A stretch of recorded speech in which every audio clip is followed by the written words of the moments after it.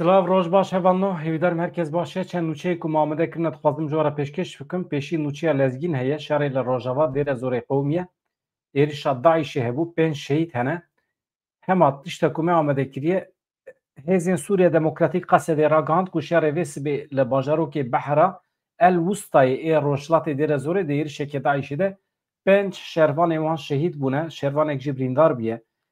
Navenda ragihandinê ya Qesedê di daxuyaniyekê de eşkere kir ku şervanên wan bawekê serkeftî bersiv dane êrişa Daişê û ew êriş têk birine. Qesedê de zanîn ku Daîş li bajarokê Behra El Wustayê ya rojhilatê dêre zorê êrişekî pêkaniye wekî din di daxuyaniyê de çi agahî hene ji bilî şehadeta 5 şervanan birîndarbûna şervanekî piştî şer pevçûn dijwar bûne operasyonên lêgerin û şopandinê hatiye dest pê kirin di dijî Daişê ji aliyê Qesedê ve wekî din Qesedê teqez kir ku xwîna şehîdan li erdê wê namîne dibêje em sersaxiyê ji malbata re dixwazin ji hevalê wan re dixwazin teqez dikin ku xwîna wan li erdê namîne. Em bi hemû hêza xwe li hember van çeteyên terorîst radwestin soza tolhildana şehîdên xwe didin. Em ê hemû kesên ku beşdarê vê êrişê bûne kesên ku piştgirî dane yan jî plan kirine li gorî yasayê bi hêza xwe em ê bişopînin. Qesedê di dawiya daxuyaniya xwe de bang li xelkê herêmê kir. Bi hêzên ewlehiyê re bi Qesedê re hevkariyê bikin. Teqez kir ku ew ê ji bo parastina sivîlan ji bo misogerkirina ewlehiyê operasyonên xwe ji vir û şûn ve jî bidomînin hevanla.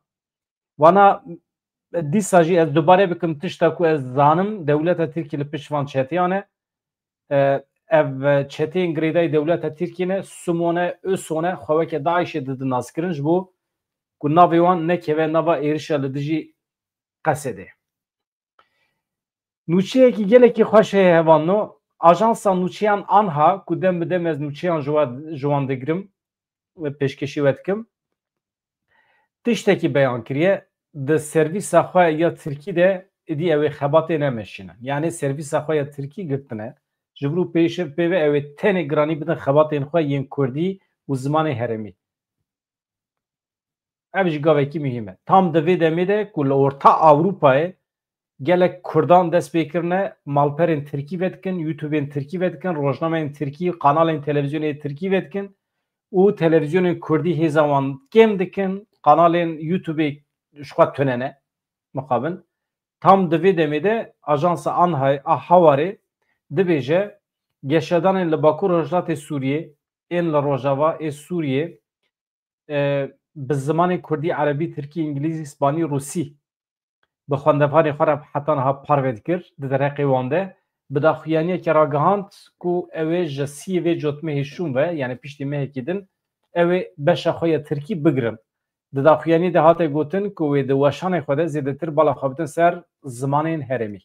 Ev jî daxuyaniya Ajansa nûçeyan Anha ye jê re dibêjin Ajansa Hawarê. Doh di derheqê Selhedîn Demirtaş de me weşanekî taybet çêkiribû derheqê de 15 sal cezayê zîndanê tê xwestin lê nûçeya îro nîşanê me dide ku li hember wî dawekî din dozekî din hatiye vekirin. Dewleta Tirkiye têr nabe di vekirina dozê derheqê Selhedîn Demirtaş de têr nabe. Selhedîn Demirtaş ê ku ji sala 2016 vir ve li girtîgeha Edirne girtiye bi hinceta axaftina di civînekî de civîna li dijî şer aştî bifikirin. Navê civînê bixwe navê aştiyê ye. Ev civîn jî li Êlihê li Batmanê pêk hatibû tê îdia kirin milletê Tirk, dewleta Tirkiye û saziyên dewleta Tirkiye piçûk xistiye di axaftina xwe ya di wê civînê de. Ji ber vê axaftina xwe dozekê nû lê hate vekirin. Di wê îdianamê de tê xwestin ku ji 6 mehan heta 2 sala cezayê zîndanê li Demirtaş were bire. Axaftina Demirtaş ku polîtikayên hikûmetê rexne dikir, bûyerên li Kurdistanê vedigot weke sûç hatine nîşandan.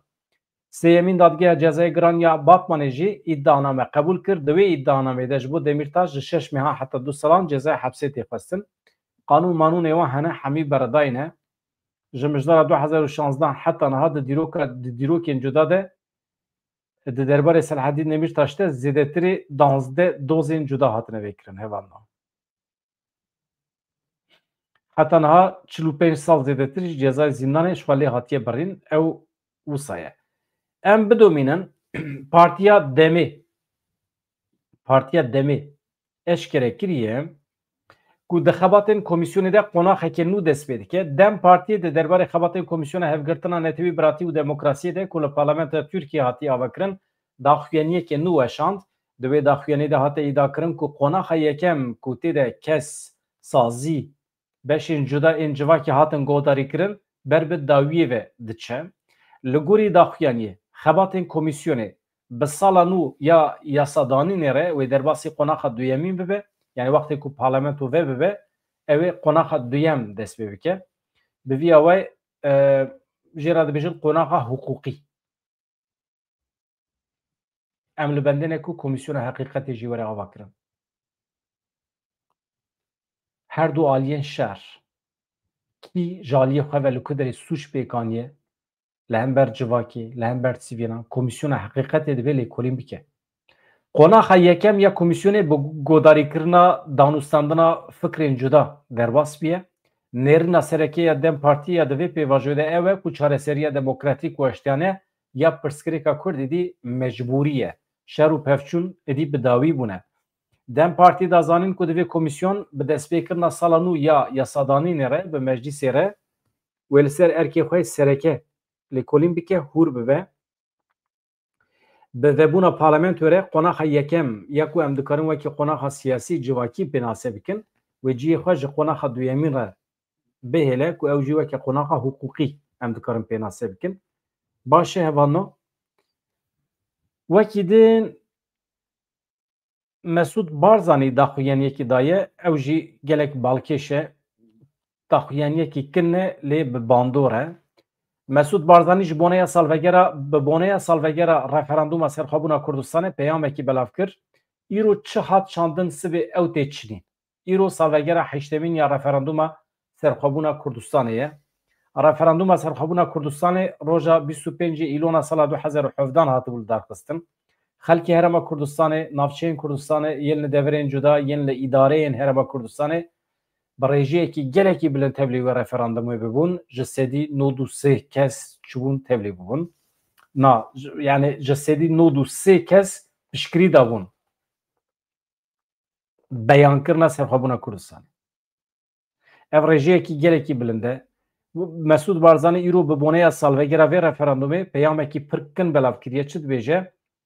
Welat ne nexşeyekê li ser kaxizê ye. Welat xwîn e. Di rehên mirov de digere. Yani temarên însan de digere. Welat xwîn e însan bixwe ye. Mesûd Barzanî her wiha amaje bi encama referandûmê jî kir got îro çi hat çandin sibê ew tê çinîn. Tevî ku 8 sal derbas bûne jî referandûm hîn jî wekî karteke siyasî ya bihêz di destê Kurdan nemaye. Wê demê dema referandûm pêk hat hevano gelek derdor li dij derketin. Ji Amerîkayê bigire heta welatên Ewropayê. Amerîkayê got zû ye hûn pir acele dikin. Piştgirî nedaye. Dewleta Tirkiye gev tehdîtên pir mezin li başûrê Kurdistanê xwar. Got em ê we birçî bihêlin, em ê we rezîl û riswa bikin û çek û silahê xwe anîn ser sînor kom kirin. Yani pir êrişkar tevgeriya dewleta Tirkiye wê demê. Bi vê referandûmê re îspat bû carekî din kî dostekî dijmin e. Dewleta Tirkiye bira nebêje, bila ranebedî nebêje, derdê me bi PKK re ye, tiştekî wisa tune ye. Derdê dewleta Tirkiye herkes zane bi milletê Kurd re ye. Derdê milletê Kurd jî bi dewleta Tirkiye re ye. Hevano em hema bidomînin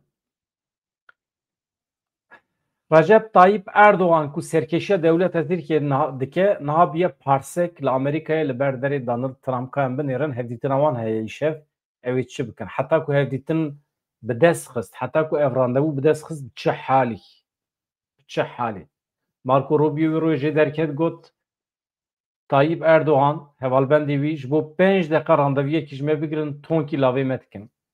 Di roja ve hevdîtina wan her du kesan de Sûriye heye, kirîna balafirên F-16 heye, pêwendiyên aloziyên her du welatan hene. Donald Trump û Tayyip Erdoğan îşev li hev dicivin. Kurd ji paşa roja rêveberiya xweser bi fikarin, muxalefeta Tirkî jî hevdîtinê wekî bertêleke siyasî penasê dike. Serokkomarê Tirkiye Recep Tayyip Erdoğan û Serokê Amerîkayê Donald Trump îro li koşka spî wê hevdîtinê pêk bînin. Di rojeva wan de di serî de Sûriye heye. Pêşaroja rêveberiya Xweser heye. Çi tiştekî heqeten mirovan değişîne. Ji ber ku ême Rojavayê Kurdistanê nexwedî statûyeke navnetewî ye, herkes dikare li ser maseyê xwe qedera me nîxaş bike li Rojavayê Kurdistanê. Veya zorê me diçe, wîcdana me aciz dike û li rûmeta me dikeve. Tu hêzekî divê nikaribe qedera me nîxaş bike. Tayyip Erdoğan, Donald Trump niha dikarin qedera Swîsre nîxaş bikin. Nikarin ne? Çima Swîsre ji Rojavayê Kurdistanê biçûktir e. Ama garantiye wê heye. Mesele ew e, tiştek ku em ji serî ve dixwazin, divê em dew bikin. Çi niha min bêje em hemî dixwazin, ne wisa ye. Divê merû daxwazê xwe de îsrar bike. Merû bike proje dayne ser masê wan. Em statûyekê navnetewî dixwazin. Çima? Ji bo ku herkes li gorî hişê xwe, li gorî mêjiyê xwe qedera me nîxaş neke. Kes ne serweriya xwe îlan neke li ser coğrafya me. Kes ne êrişê me neke. Mesele ew e. Di serdama yekem ya serokatiya Donald Trump de pêwendiyên her du welatan gihîştibûn asta qutbûnê, cezayên giran yê aboriyê li Tirkiye hatibû birîn. Felç bûbû. Niha Tayyip Erdoğan dixwaze bi Trump ra wisa dengeyekê nû çêke, hevalbendiyekê nû ava bike, hem li Sûriye destê wî bihêz bibe û hem jî krîzên navxweyî hinekî kêm bike. Tayyip Erdoğan niha bi du meselên mihîm ra serî wî di belayê de ye. Krîzekî aborî li Tirkiye heye û krîzekî siyasî li Tirkiye heye. Krîza siyasî di destê Tayyip Erdoğan bi xwe de ye. Bi xwe vê krîza siyasî pêktîne ji bo millet bilî bike, meşgûl bike, bala wan bikişine ser vê meselên siyasî ji bo ku birçîbûnê, tîbînê ev meselên aboriyê pir zêde nebînin. Türkiye heqeten her roja ku derbas dibe bêtir noqê binê avê dibe. Di van krîzan de dipelpite niha. Partiyên muxalefetê yên Tirkiye bi fikarin rehneyan li Tayyip Erdoğan dikin, li hevdîtina wan dikin. Ez ê wan nebêjim temame wekî din ya meselekî heye, mesela serokê CHP dibêje Tayyip Erdoğan bi kurê Trump re hevdîtin çêkir li Stenbolê, paşê jî ji bo ku bikaribe biçe randevû bigire dibê soz da Amerîkayê ku ew ê sêsit balafirên Boeingê bikire. Paşê derkete holê ku na ya projeya dewleta Tirkiye 2 sale heye, dixwaze balafirên xwe nû bike, dixwaze balafirên rêwiyan yê Boeingê ji xwe bikire. Yani ji bo randevû bigire soza kirina Boeinga nedaye. Yani dibêjim ne rast e. Wekî din hevan da. Pêwendiyên di navbera dewleta Tirkiye û Amerîkayê de yani ev demekî bû li gorî Enqerê nedimeşiya. Ji ber vê yekê yani nûbûnekî nû digere Tayyip Erdoğan.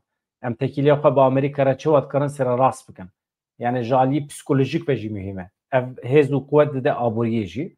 Na mesela hemî malên ku ji Amerîkayê tên Tirkiye bacê ji ser rakiriye. Yani hûn tiştekî ji Amerîkayê bînin Tirkiye êdî hûn vergî bac nadin. Ama tam berova jî dewleta Tirkiye ku hevalbendê Çînê bû, hevalbendê Rûsyayê bû, niha berê ku biçe Amerîkayê tekîliya xwe bi wan re hinekî sar kir, cemidand. Yani pir dirû tevdigere. Siyaseta Tirkiye pir ecayîb dirûye. Wextê ku kêfa wî ji welatê Ewropayê re nayê, berê xwe dide welatê Çîn û Rûsê. Wextê ku hinekî karê wan dikeve aliyê Rojava, yani aliyê Ewropa Amerîkayê, pişta xwe bi wan ve dike. Tabii Putin vana dizane, Putin hemiya not dike. Putin wê hesabekî pir ciddî ji Tayyip Erdoğan bixwaze. Di meseleya Ukraynayê de jî, meseleyê din de jî, meseleyê Sûriyê de jî. Niha Putin qasî ku em pê dihesin, Rûsya hêdî êdî li Rojavayê Kurdistanê jî bi cihê dibe. Ber vê Kudrê ve diçe nizanim. Wekî din hevan da. Em dev ji Tayyip Erdoğan û Donald Trump berdin. Ji xwe civîna wan wê çêbe vê warê. Saet çi da çê dibe nizanim. Saeta Amerîkayê çi ye, saeta me kîjan saetê da çê dibe em nizanim. Ew ê derkeve em cara pêşkeş bikin. Wekî din niha civînên di çarçoveya netewên yekbûyî de çê dibin li Amerîkayê, New Yorkê. Ahmed El-Şara axfiye kan binerin çi gotiye em hinekî cih bidin wî Serokkomarê Demkiyê Sûriye Ahmed El-Şara di Konseya Giştiya Netînûyek de got em Sûriyeyeke nû ava dikin wê hesab ji xwînrejan were pirsê. Ahmed El-Şara di civîna heştê ya Konseya Giştiya Netînûyek de çi got ew tevî qurbaniyan jî bi ser ketine. Da zanîn ku ew 6 salan dibin desthilateke zordesta jiyan e. Ji ber piştgiriya wan spasiya Tirkiye kir, spasiya Erebistana Siûdî û spasiya Qeterê kir. Ahmed El-Şara diyar kir ku rejîma berê îşkence dikir, Sûriye perçe dikir, balkişand ser wê yekê ku wê rejîmê milyonekî mirov kuştine. Wekî din ew neçar mane rejîmê birûxînin, bînin xwarê hilweşînin. Em hemî dizanin ku Ahmed El-Şara û tevê hevalbendê xwe nikarin tu tiştekî bikin. Ahmed El-Şara û hevalên xwe projeyekî ne di destê İngîlterê de. Proje ne? Proje. Yani İngîltere ew amade kir xistnava El-Qaide jî û paşê jî rêxistinekî pê de ava kirin û paşê jî niha anîn nedanîne ser serê Sûriyê. Li gorî proje tev digerin. Bila kes ranebe nebêje me ji bo çi aniye. El-Şara vî yekî pir baş dizane. Tevê qurbaniyê xwe jî dibe em bi ser ketin ji bo siberojê em zarokê xwe ji bo em bixin bin garantiyê bin ewlekariyê dibe em bi ser ketin ji bo vegera penaberan em bi ser ketin ji bo rêlbergirtina qaçaxçîtiya maddeyên hişbir em bi ser ketin. Ahmed El-Şara da zanîn li dijî van li dijî rêxistina wî û li dijî hevalê wî çekê kîmyewî hatine bikaranîn. Ez vê garantiyê didim we dibe em ê çi ji destê me bê kirin da ku her kesê ku xwîn rijandiye li pêşberî yasayan were mehkeme kirin û hesab ji wan were xwestin. Wekî din di derbarê İsraîlê de jî da zanîn ku İsraîlê êriş pêk anîne lê Sûriye ji diyaloga bi İsraîlê re vekiriye. Ahmed El-Şara anî ziman wan mijarên wekî pêşxistina aboriyê xistiye rojeva xwe. Di saziyên sivîl û eskerî de reform pêk aniye. Slogana wî jî ev e. Sûriye îro xwe ji nû ava dike. Lê divê mirov bibîne yani xwezî Kurdekî hebiya li Netewîyek bîye rabiya jê re bigote yew Ahmed El-Şara yew hinekî kêm derewa bike ji İngîltere re ji Amerîkayê re ji welatê Ewropayê re bigota hûn hemî di rûne îro ji dudiyan yekê Sûriye dibin kontrola Kurdan de ye. Sûriye eger ava dibe bi mantıqa Colanî û Heteşê û nikare ava bibe ya maqûl ew e ku Kurd jî bihatine vexwendin ji bo civîna Netewîyek bî rêveberên dewletên cîhanê van her du gencan yani gencên rêveberên Rojavayê Kurdistanê Mazlûm Ebdî, Ahmed El-Şara her du jî ciwan in banyana keleka hebû du li wê derê erêkirinê ji wan bibîstana bigotana em Sûriyeyeke nû bi hev re ava dikin. Ew slogana ku dibêje em ê Sûriye ji nû ava bikin bila bibiya slogana wan her duya. Ew Sûriye ku Ahmed Şara ava bike bi kêrî Rojavayê Kurdistanê nayê, bi kêrî Durziyan nayê, bi kêrî Elewiyan nayê, ne wisa ye, derew e, herkes vê yekê dizane. Mantıqa Colanî terê nake ji bo avakirina Sûriyeke nû. Ancak pergala ku îro 14 sale pêk tê û rêva diçe li Rojavayê Kurdistanê eger ew bibe hekim li temamê Sûriyê wê demê ancak Sûriyeke nû dikare ava bibe. Ew jî hêzên Ewropî çima xwe nêzê vê pergala modern nûje nakin ez jî şaşmame em jî hemî şaşmane wê rojê min ji we re got sebebê yekem û sebebê bi tenê Kurdbûna me ye.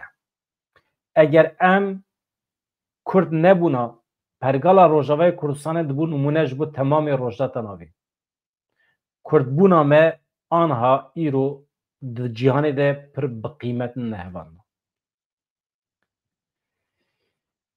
Beriya her kesî beriya her tiştî dibe em bi xwe qîmetê bidin xwe, em bi xwe bizanibin em çi dixwazin, daxwazên xwe em konkret bînin dayînin ser masê di dosyeyekê de bicî bikin û pêşkêşî dunya alemê bikin û di daxwazê xwe de jî îsrar bikin. Ez pir dixwazim Kurdekî li Netewîyek bî destê xwe li masê bixe. Bêje hûn mecbûr in. ام ملت کرد جتو ملت کدن زیده تر حق نخوازن حقی و چه به یمجی اوه هر کس حد خوازانه به هون تین دکو جنجی کرم کورن کسی که جمع جمرنی ناترسه ام دبی مافقه زلال بکن اصرار بکن جمع کردان او پرکیمه جمع کردان حقیقتا چقاس به لهنگی هیه قهرمانی هیه پرگال هیه و چقاس به ام باسا دموکراسی دکن و ام باسا دموکراسی دکن آراگاهاندنا دموکراتیک پرگالا دموکراتیک هر تشتیم دموکراتیکه اما ده پیکانین دموکراسی ده ام پیش ناکرن ام جملت خو فکر ناگرن دموکراسی چیه؟ فکر ملته بنر نوال یعنی کس بلا رانه به باسا دموکراسی نکه تو چقاس قیمت دیدی فکر گل مثلا دوی قنالی ده چند جرا مگوتیه جورا هفانو ریوبرین ای سیاسی ای کردان کی دبه بلا ببه بلا ورن جه تماشوانی من پرسان ببیسن اگر هیز و قوتان و هی بلا ببن میوان هوالی من تماشوانی من بلا جوان پرسان بپرسن ناوا گل ده چه آخافتن بلا برسف بدن داخواز این گل چنه مروف لگوری داخواز این گل چه واد کاره پرگاله که آواب که سیستمه که آواب که سیستم سیاسی جی کو ملت لی اقنا نبو به هوانو پرگال نای آوا کرن پرگالین اوتوریتر انجاد کرن آوا ببن جی کو لی ملت اقنا نبو به ancak pergal dikare bibe otoriter, despot. Ama tu can, qurban, heyran, şîr û şekir, şerbet tu xwe bi millet bidî qebûl kirin, pergala xwe bi millet bidî qebûl kirin, me xelkî îxna bikî, wê demê ancak pergala te dikare bibe demokratîk. Ji millet ra, fikra millet ra rêz û hurmetê bigirin hevan da. Yani ez li ser vê fikrê me Ahmed Alşara çi dibêje? Tamam e. İşte hevan da niha li çar balafirgehên Danîmarkayê alarma dronan çêbiye tiştekî ecêb e. Li balafirgeha Aalborgê, Esbjerg, Sonderborg, balafirgeha leşkerî ya Skrydstrup, navên ecêb in ê Danîmarkayê. Dronên nenas hatine tespît kirin. Balafirgeha Aalborgê di demekî de bi demkî hate girtin. Tedbîrên polîsan hinekî zêde bûn li balafirgehê. Hem balafir ranebûn ya. Polîsên xwecihî diyar kirin ku dron dibiriqîn. Hîn jî li hewayne. Rayedaran anî ziman ku ev yek li ser rêviyan li ser milletê derdorê metirsiyekî ava kiriye. Lêbelê rewş bi rengekî niha tê lêkolîn kirin. Sebeb çi ye? Dron aîdê kî ne? Gelo prîvat in, taybet in, ê dewletan e ya jî UFO ne? Em nizanin. Ji ber bûyerê li çar seferan bandor li çar seferan bûye. Sefera Amsterdam, Aalborgê ji bo Billundê hatin guhertin. Polîsan bang li şahedan kirin ku agahiyan parve bikin bo wan re. Wekî din ev bûyer dişibe dronên beriya çend rojan li balafirgeha Kopenhagê hatin dîtin. Aliyê wê leşkerî jî hene. Kîjan dewletê şer îlan kiriye li hember Danîmarkayê? Hevan binêrin. Niha min ji wara vîdyoyekî amade kiriye, mîvanekî min hebû, Mendo Bal jî, însanekî di hukûka şer de pispor e, me pê re hevpeyvînekî çêkiriye.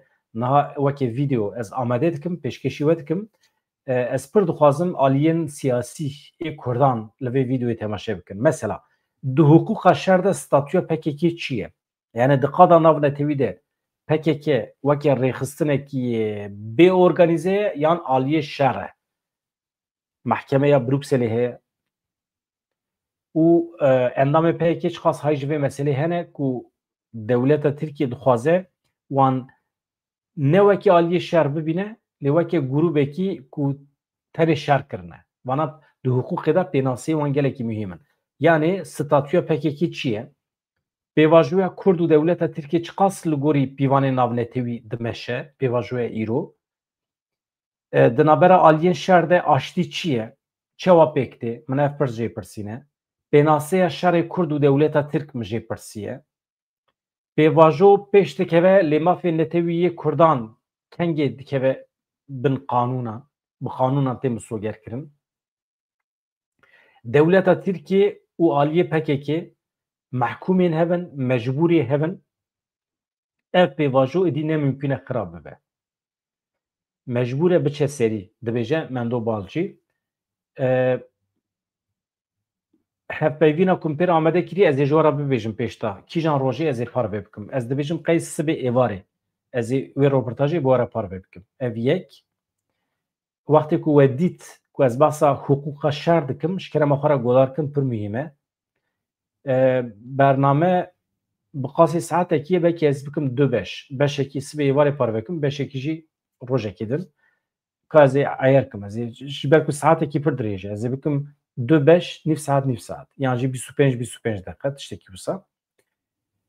Doktor Tarık Hemo vê êvarê saet di 21 de mîvanê min e ji kerema xwe re bi tenê nehêlin. Keremkîn werin em bi hev re qedera Rojavayê Kurdistanê nîqaş bikin. Li Amerîkayê niha çi diqewime, dostaniya me bi Amerîkayê re çi ye, dostaniya me bi İsraîlê re çi ye, welatên Erebiyên dostên me kî ne? û em çawa dibin? Va entegrasyon çi mesele ye? Ev qesede çeka dayne halê me Kurda wê çawa be? Datîne da nayne. Vana hemî Doktor Tarık Hemo ji navenda lêkolînên Kurdî yê Almanyê ew ê tevlî bibe. Navenda Kurdî ya lêkolînan ev jî saziyekê wekî think tanka Kurdan e. Hevando. Yani saziyekî stratejî ka ew xwe ew xwe bide nasîn. Hevando. Ez xatir ji we bixwazim. Bi hêviya rojên xweş azad dem baş.